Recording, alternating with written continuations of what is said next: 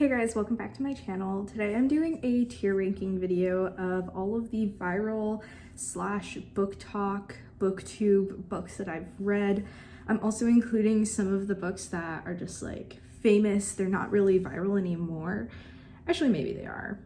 Just things that I read a long time ago that are still like pretty popular today. I just love watching tier ranking videos and I thought it would be really fun to make my own. So let's talk about the categories that I have. So the first category at the bottom is I Was in the Trenches. Pretty self-explanatory. This category is for books that I really had to struggle through to get to the end of it, and I would definitely not reread. This is my lowest tier. I'm really not trying to make fun of any of the books that other people may like.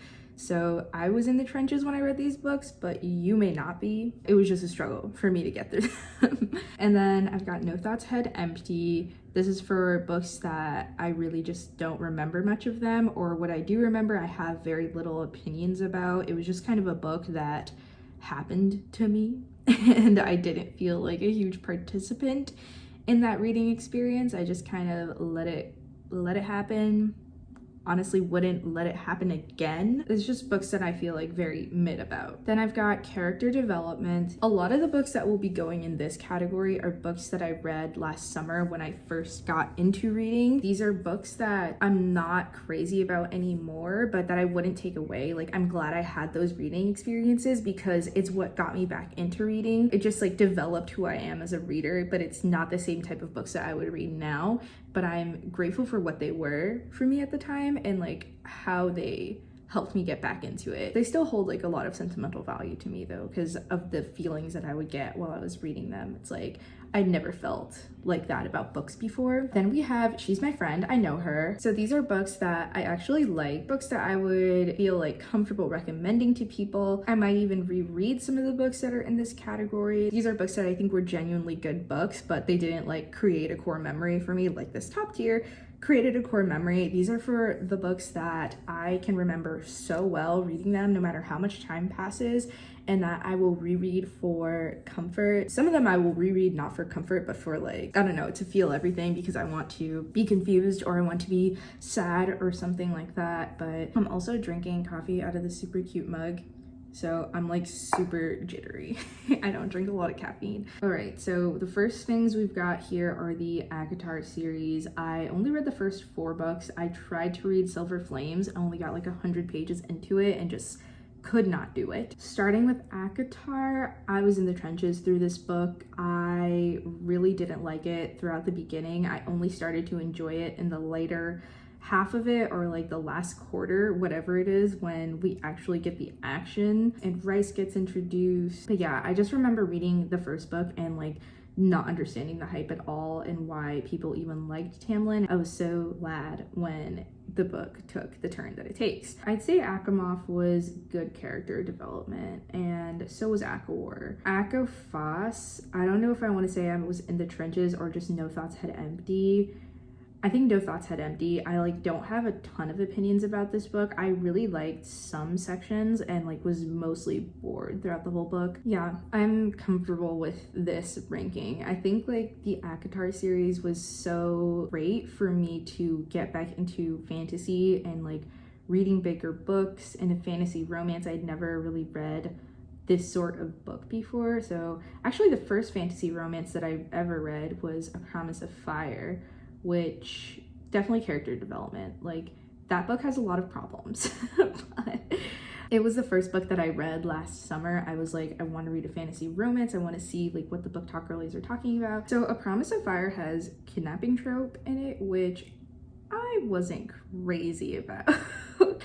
I just remember like I wanted to start reading again, so I just looked up on TikTok like fantasy romances, and that was the one that like came up first, and somebody was like really raving about how much they loved it, which is so surprising honestly, because I feel like it doesn't make so much sense because it's not like the most popular fantasy romance, but it's the first one that came up for me. I would expect now like if somebody searched fantasy romance that like ACOTAR would come up first, or like Six of Crows or something like that. So that's interesting. I did like the romance at some points. Like, I thought there were some fun scenes. Our main character, like, one of her powers is she can absorb other people's powers. So she bumped into somebody in like a town square, and they were on this like magical drug, and she like absorbed all this like magical drug and was just like super high for a chapter and just like doing crazy shit. So I think there was fun times. I think the friends in the book were pretty cool too. It's just like the kidnapping trope was weird, and the main character was kind of annoying, but also the other characters were annoying too, because they were like, why are you being such a bitch? We kidnapped you, but like, you gotta move on, you know? Like, we're really nice guys. So yeah, that book was problematic, but I did still enjoy it. I really liked the journey as well. I know a lot of people don't like journey stories where you're just like traveling throughout like an entire book. I didn't mind that. So I like that it taught me that about myself, that I like a journey story. I need to read some more journey stories, honestly. So yeah, I'm good with that there. Character development, happy I read it. Probably won't reread it, but maybe I will for like sentimental value. Then we have Anxious People by Frederick Bachman. Not gonna lie, no thoughts, head empty. I listened to this book on audio. I don't know, it just like didn't really hit me the way that I feel like it was supposed to. I feel like Frederick Bachman gets a lot of praise for having like super emotional stories that like really tug at your heart.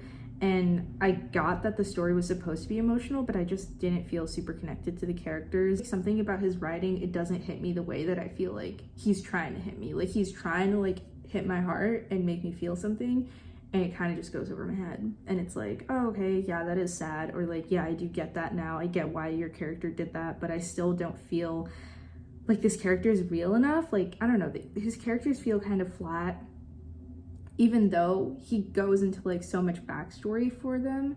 It just feels kind of forced. I don't know, it's like not my favorite. But I did buy his book Beartown, and then the second book in that series, and I was thinking maybe with like a series I might enjoy him more, because I didn't think it was bad. I did think it was a little cringe sometimes. Like he made a lot of jokes, and like some of them I didn't find funny, but some of them were. So I don't think it's a bad book. A lot of people love this book. I just don't think it was for me. Okay, so then I've got Breaking Dawn. I think we'll just do like all the Twilights together. Where's Twilight? Okay.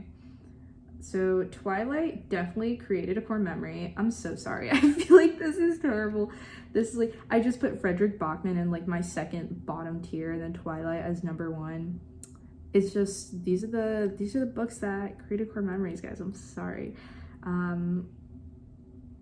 Eclipse, probably not a core memory, but like, she's my friend. I know her. Because I feel like this whole series needs to be like pretty highly ranked for me, because it was a big part of my childhood. I'd say the first and last books, Twilight and Breaking Dawn, created core memories, because I reread both of those the most. I don't know if I've ever reread Eclipse or New Moon, possibly New Moon, possibly both of them. I might have reread the whole series, but I know for a fact that I've reread Twilight and Breaking Dawn like multiple times. Oh shoot, I forgot Midnight Sun. Okay, I wish I had Midnight Sun here to talk about, because I loved Midnight Sun as well. That would be created a core memory. But yeah, I just love this series. I love the movies. They're such a comfort movie, and I can't even be sorry about it. I just love Edward and Bella. I love their personalities. I love Edward's family. I love the setting of Forks. The whole franchise is just a happy memory. It just makes me feel good. Okay, then we have Bunny by Mona Awad. This is a book that I had seen on Booktok, Booktube for a really long time. And I saw Haley Pham like give her review of it, and she didn't understand it, didn't really like it. And some other YouTubers that I like were not into it. And then I started watching the book Leo, and she was raving about this book, how it was her only 5-star book of that year. And so I saw it at my local bookstore, and then I bought it, read it, and I loved this book. I became so obsessed with this book. There is so much to talk about with it. Like, there's so many theories that people have, and theories that I have, and things that I missed in the book. I like desperately want to reread it. I've never read anything like this book before. It was the first sort of magical realism book that I ever read. and it was the first dark academia that I had ever read. And I just love Mona Awad's voice. Yeah, I absolutely adore this book. Then we have Call Me By Your Name.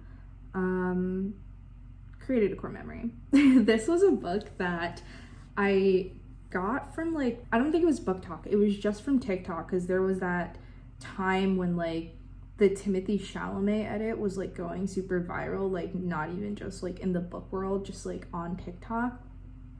And the movie was out and I really liked the movie, so I read the book and I thought the book was gorgeous. It was such a romantic love story. I know it's problematic as well because I think Elio is 17 and Oliver is like in his 20s, like 23 or something. I loved the Italian countryside. I think they were in Italy. I loved the movie so much. It's definitely a comfort movie. I think anything with Timothy Chalamet is like a comfort movie. He's just such a great actor and like so cozy. Even what's it called? There's like a movie where he plays a drug addict, and even that is like a comfort movie. Beautiful Boy. I love the love story in this book and I will definitely reread that at some point. I'm also really sad about this because I annotated this book when I read it and then I lost it. Then we've got Catching Fire. So where's the Hunger Games? Okay.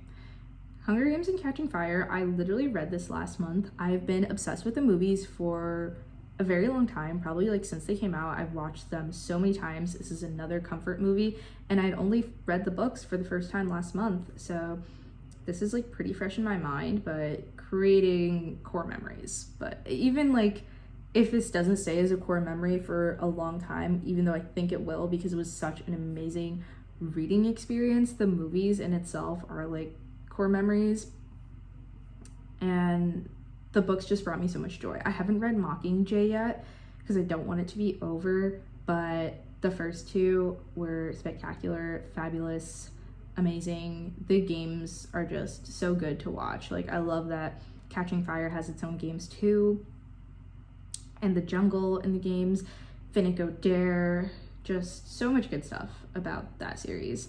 Next we have the Mortal Instruments books.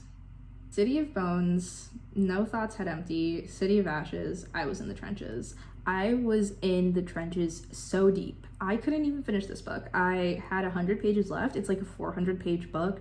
I was pretty close and I just decided to DNF because I was not enjoying my time in the slightest. I don't like a single character. The first book, I loved the setting. I loved the urban fantasy idea. I'd never read an urban fantasy, so I was like all for it. And I'm from Long Island, so it was really cool to see the New York City setting because I've spent like quite a bit of time in Manhattan, and like I don't know, I felt like I could just like really picture it, and it feels cool when a book takes place in somewhere that you're pretty familiar. So I loved that. I loved the world. I loved the creatures and like all the demons and Nephilim and angels, whatever. Such a cool concept, but I just don't like any of the characters. I didn't care about any of the plot going on, and like the whole Jason Clary thing, I just don't really care about that either. And like the sibling thing, I know that they're not like supposed to actually be siblings, so it's okay, but it's still just weird. And even if they weren't, I just find Jace to be like a really boring character, and Clary as well. Like, do I like anybody? Maybe I like Magnus Bane, maybe, and that's just very slightly. Yeah, Simon is annoying, Isabel annoying, Alec super annoying, the Inquisitor extra annoying. Like there's not a single character that I'm like, oh yeah, I want to know more about them. So oh my gosh, I think this was just like a hate fest on City of Bones, but I'm really sorry. I don't know, I hate all the people in that book. But the world is so cool. Like I understand why people love the world, because I love the world, but it's just like, why is everybody in the world insufferable? I'm going to try to read her Infernal Devices series. So I picked up Clockwork Angel because I found it for like $6 like secondhand. So we'll see, because people love, like there's supposed to be a love triangle in Clockwork, whatever, all the Infernal Devices, I don't know. People love those characters, so maybe her character writing got better in those later series and I'll like those. But I really just hate every person in the Mortal Instruments series. Moving on, more positive. we've got our girl Sally Rooney, Conversations with Friends, created a core memory for me. Actually, did it? Is she just my friend? I think they have to be core memories because I love Sally Rooney's writing so much. I feel like when I read her books, I'm like in my own head, but on paper, like so much of her life experience is like similar to mine as well, which I know is like a criticism about her books, especially Normal People, since the title is about normal people. And a lot of people are like, what normal person goes through things like this? But me, I guess. Yeah, I love both of these books. I've reread Normal People, and I read it at a time in my life that it was like really important for me. It was just like super impactful when I read it the first time, and yeah, I just love these books. I recently purchased Beautiful World, Where Are You? So I'm super excited to read that too. Just anything Sally Rooney writes, I feel like makes me feel very seen. Then we have The Picture of Dorian Gray. This created a core memory. I'm not even gonna say it's like a favorite book of mine. It just genuinely created like such a strong memory because I remember finishing this book in my last apartment last summer. I was sitting in my room in the middle of the night, just staring out at the street, just like feeling so empty after the way that it ended, and just like rethinking my whole like belief system. And I don't know, I feel like that absolutely like altered my brain chemistry, like reading that book, not necessarily in a positive way. Okay, then we have Heartstopper, Heartstopper 2, No Thoughts Head Empty, Heartstopper 1. Yeah, I think I'm gonna have to put the whole series in No Thoughts Head Empty. I just don't have much to say about it. I thought it was cute, the first one. The second one actually might even be I Was in the Trenches, because I couldn't even finish it. I just was like, I didn't care in the slightest about what happened to the couple. I really liked Nick and Charlie's relationship in the first Heartstopper, and like the way that they texted and were getting to know each other. I felt like Nick and Charlie's relationship in Heartstopper 1 just really encapsulated like how it feels to have a crush in high school, and it was like so accurate, and it just made me like, it transported me back to that time. And I feel like if I had read it when I was younger, like in high school, I would really love this series. But I don't know, it was cute for like the first hour and a half that I read it, and then it just kind of felt like I already knew it all, like I wasn't gonna get much more. And when they went on their like trip abroad, I was just super bored with that whole plot line, so I didn't really care. Maybe I will get back to this series and I'll like it more if I finish it and like have more thoughts, but as of right now, it's like meh. Also, I want to be clear, like my I Was in the Trenches category doesn't mean I think that they're bad books. They're just like, I could not like get myself through it. Then we have the famous I'm Glad My Mom Died by Jeanette McCurdy. I think she's gonna go, and she's my friend, I know her. This book was really good. I would definitely recommend people read this, but it's like, it's not a book that I will ever reread, I think. It's like something that I'm glad that I read and I recognize was good, but it's definitely not like a core memory and going to be like a comfort read or anything. Yeah, it was a memoir, crazy memoir, but I feel like memoirs are probably just not going to be books like that for me. I feel like all the books that are like super important to me are fiction books. Then we go to It Ends With Us by Colleen Hoover. Character development. I really enjoyed this book when I read it. I'd say that I liked other books by Colleen Hoover more. Her books got me into the romance genre last summer, and she was like one of the first authors that I read at that time. So she was definitely influential in like teaching me what things I like and don't like in books. I probably won't ever reread this. I don't even care to read It Starts With Us. Like, I have that book. I pre-ordered it and everything, and it's been on my shelf for forever, and I just don't think I care anymore about these characters. And I just was not like a big Atlas girl. Like, I feel like I saw so many edits about Atlas and how people loved him so much, and I don't know. The romances in this book were just like not that important to me. Okay, so I think we should just keep going with Miss Colleen Hoover. We'll do Ugly Love. Ugly Love is the first book that I read by Coho. I think it belongs in character development. It's another thing that like meant a lot to me at the time, and I was really into Miles and the girl that he was with in the past, like that was like his stepsister. God, I hate the incest trope, but I was very invested in their relationship and like Miles's past, but Tate and Miles, their relationship, I was just kind of meh. I thought it was cool in the beginning when it was like the whole like secret best friend's brother thing. I like best friend's brother's trope, or brother's best friend. Oh my god, best friend is brother. That sounds. I could get into that trope too. So I like that trope, but I don't know. I thought that they got together like way too quickly, and I don't really like the friends with benefits thing. Yeah, that whole situation is just like, I don't find it romantic. I don't like reading about it. I prefer things that are like friends to lovers or like enemies to friends to lovers. Just, I like when they get to know each other first and there's like a little bit of a slow burn and like whatever before it becomes like an intimate relationship. And I just really was not for Tate and Miles. I just thought they had very little chemistry, like just not a great book couple. Opposite of that, I would say, is Love in Other Words. I think she's my friend. I know her. I would feel comfortable recommending this book to a person like as a good romance. Like I think it was good. My only gripe with Love in Other Words is the reason that they're not friends or like they've lost contact. I just thought it was like not necessary. I hated what happened at the end, which like obviously it was supposed to be not good.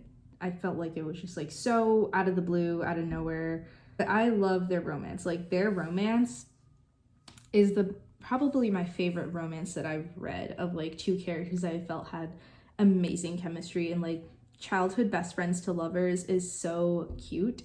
Like reading this book, I was like smiling so much. It had so many butterflies. I just thought it was adorable. Oh, I forgot to do my other Colleen Hoovers. Okay, so I've got Reminders of Him and Verity. I read Verity before, Reminders of Him. Listen to Verity on audio. She's my friend. I know her. I would recommend this to people who don't like Colleen Hoover. This is so different than her regular style of writing and romance. I would argue this is not a romance at all. There's like a romance subplot, but it's crazy. It's weird. It's not a good romance.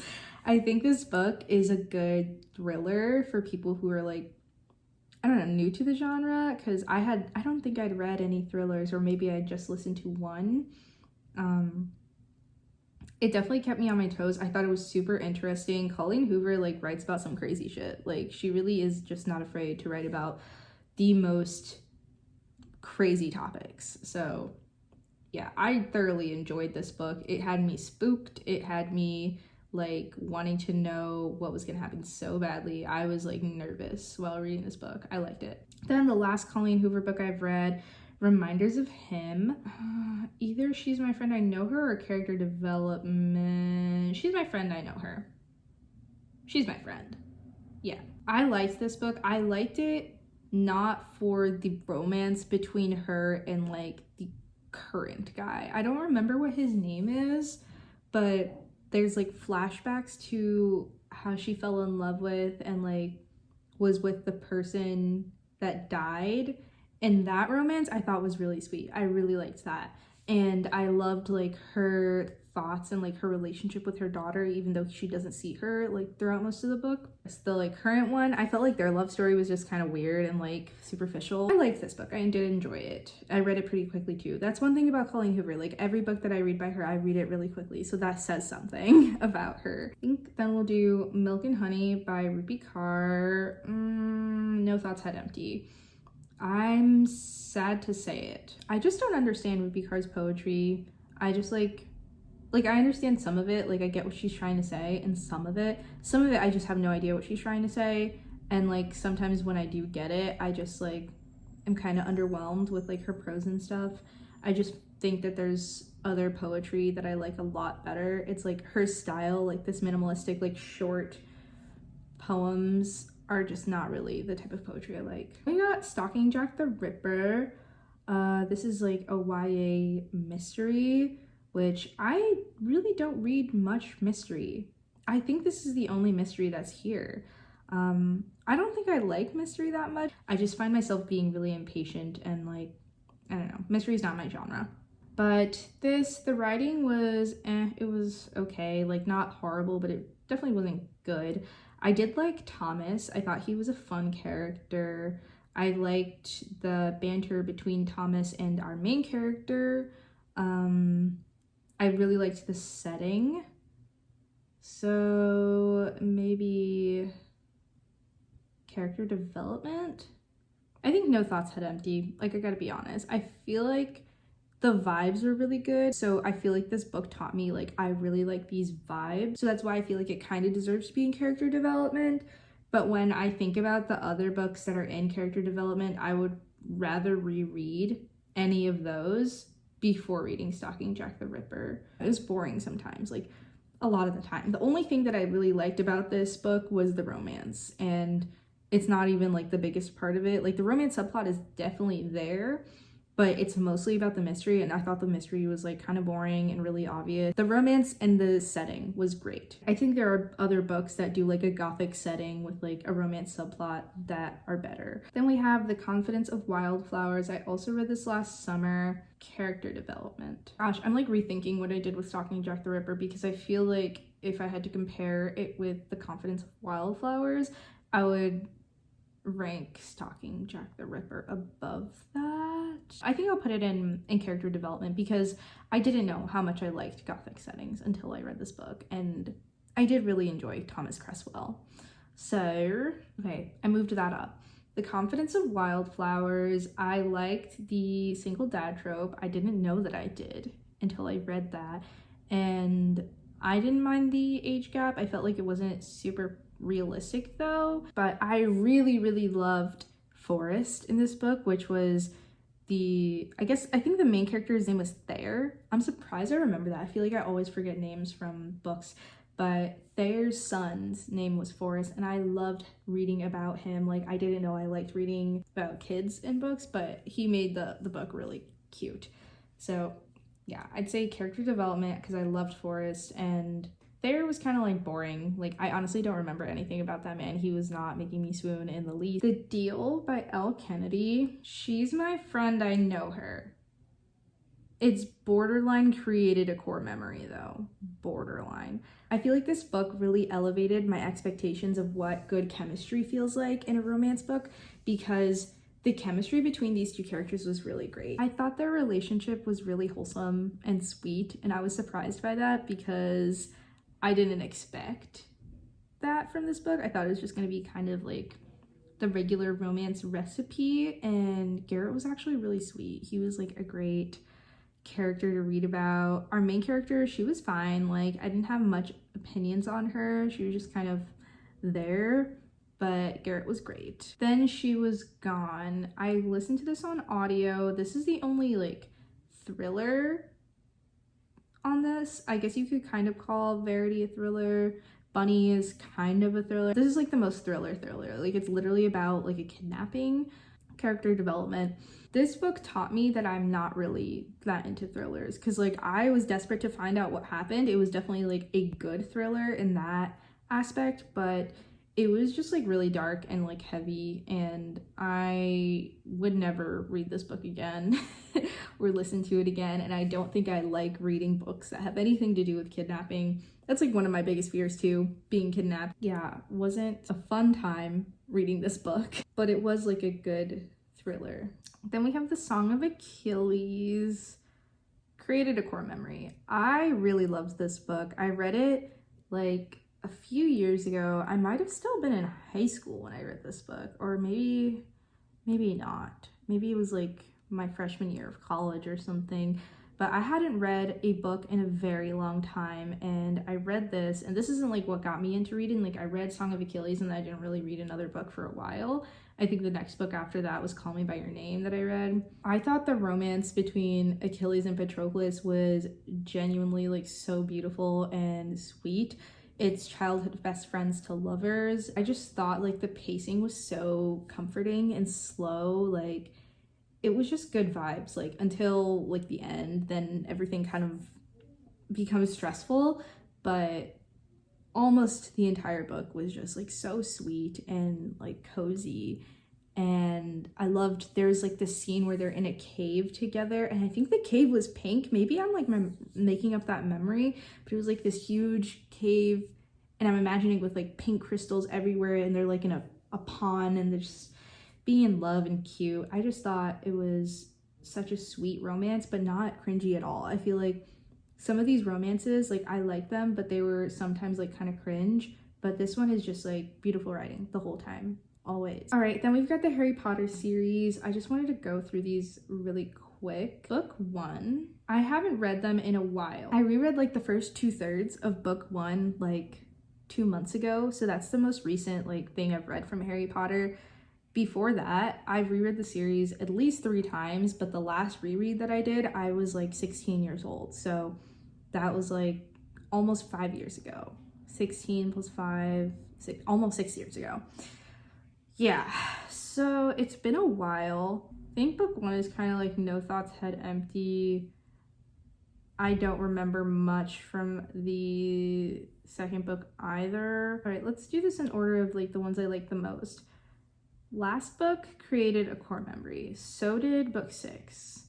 So did book 4. Those are my favorite of the books. I hated book 5 when I was a kid. Like, I love all of the Harry Potters, but it's just like, when I say I hate it, it's still like, I love the book, but it, like, I hated Harry in this book because he was just like so annoying in book 5. It's still like an amazing book. No Thoughts, Head Empty, or we'll do like literally character development. Like, that's Harry's character development. I wonder if rereading it as an adult, I'll understand him better. I gotta do a reread of the series and see. Book 1, No Thoughts, Head Empty. Like, honestly, I was reading it and I was just kind of like, meh. But maybe it's because I'm just like becoming immune to the Harry Potter series. Like, I reread it and I'm just kind of like, okay. They're still like very comforting reads though. I think I'm gonna put it in She's My Friend, I Know Her, because it was really cute to like see the trio as kids, like, and seeing the way that they were talking to each other. I did like that a lot, actually. So I can't really remember the second one very much. The third one, I know that shit like blew my mind when I was a kid with like the whole Time Turner thing. But the second one, I haven't read it in so long. Sometimes I do rereads of the series and I skip through books. Like, I've read through the whole series in its entirety 3 times, but there are certain books that I've read more than that. So like book 7, I've probably read 5 times, and like same with book 6, if not more. I might have read book 6 more than I've read book 7. So yeah, but whenever I do those, I definitely like skip like book 2 or book 3. I don't know, those top 3, like 4, 6, and 7, definitely like core memories for me. Like, those are my favorite movies too out of all the movies. I love in book 4 we get like the Yule Ball. I love that. I love the Yule Ball, and I love the Triwizard Tournament. That's super exciting. I love in book 6 how we get so much information about Voldemort. It's not really in the movies, but the book, I think book 6 is my favorite of the books. And book 7, like going into Gringotts, was, I remember that was such a crazy thing for me to read when I was a kid, entering Gringotts, and like the Battle of Hogwarts at the end. That was super cool. Yeah, these books are all core memories, but like these are how I rank them against each other. Like, even though Harry Potter 2 is down here below like ACOTAR and Colleen Hoover's, it's like, I don't know, not in the same class. Like, this is how I rate the Harry Potters against each other, but like they all did create core memories for me. Same thing with Percy Jackson, definitely core memory, but like I'm gonna go No Thoughts, Head Empty because I literally remember like nothing about this series. But I bought the first one recently and I really want to reread it. Then we've got Ready Player One. This was another book that I like saw on TikTok before I was on Booktok, just like general TikTok. And the book itself was like interesting at the time, but not that interesting. I hated the movie. The book was okay. No Thoughts, Head Empty. I would not reread this, but it was a cool concept. I didn't like the romance at all. I didn't like the girl that was like introduced. I didn't really like anything about this book except for the concept of like the world and the treasure hunt. Fault in Our Stars, No Thoughts, Head Empty. It's been so long. I don't think I like John Green's writing very much. I like the movie a lot. Not even. because I tried to rewatch the movie this year and I got really bored and I stopped watching it. But I used to rewatch the movie a lot when I was a teenager. Yeah, and then we have finally Red, White, and Royal Blue. I Was in the Trenches. I say this because I could not finish that book. I was like reading it for maybe 3 months. I had it, my friends gave it to me as a birthday present when my birthday's in June, and I was reading this book the entire summer. And then I was still reading it when school started, and I just could not get through it. I didn't think they had good chemistry at all. I thought they got together really quickly, but then the book was still so long. That sucks to end it on like such a sad note or like such a negative note. But yeah, this is my tier ranking of these viral books. All right, so that's that. Let me know in the comments if you agree or disagree with any of my rankings. I'm so interested to know like which of these books you have read or want to read, or whatever your opinions are. I love like getting comments and responding to them. Thanks so much for joining me through this tier ranking. Make sure to give this video a like if you enjoyed it, and subscribe if you want to see more of me. I'll see you guys in the next one.